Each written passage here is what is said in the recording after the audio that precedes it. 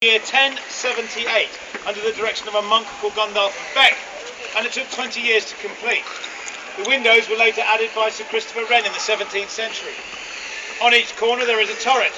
At the top of the turrets you can see golden crowns, and beneath them the weather vanes showing the royal standard. This signifies that this is still a royal palace, though no longer a royal residence. However, kings and queens lived up there for over 500 years.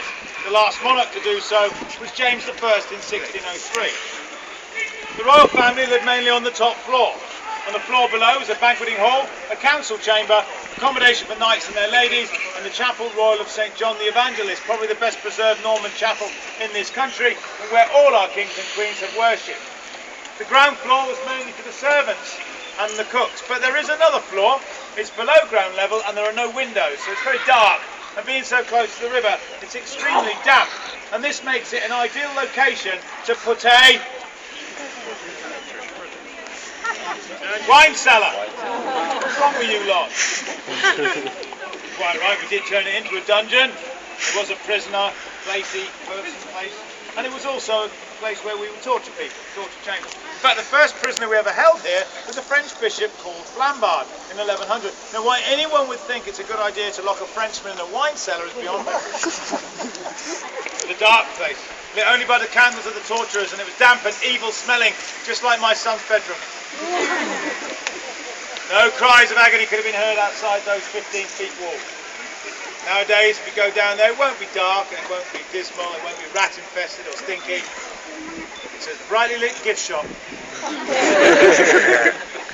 When you see those prices, you too will scream. Now, our story would not be complete without telling you about the ravens, and I can see there's one in the cage, popping his head up, and the others are out playing in the grass. So, well, there's three over there.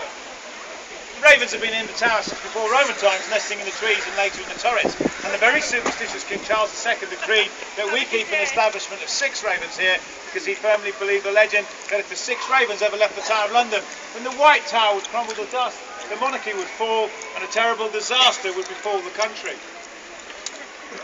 It's the 21st century, for goodness sake. We don't believe in that mumbo-jumbo superstitious rubbish. Keep 8! Three on standby somewhere else, you can't be careful. Now, ravens live to about 12 years old in the wild, but here they live a lot longer. In fact, we had one that lived to be 44 years old. They're looked after by a team of my colleagues known as the Raven Master team, but please be careful with these animals. They're not particularly tame, and those beaks are designed to rip flesh from bone.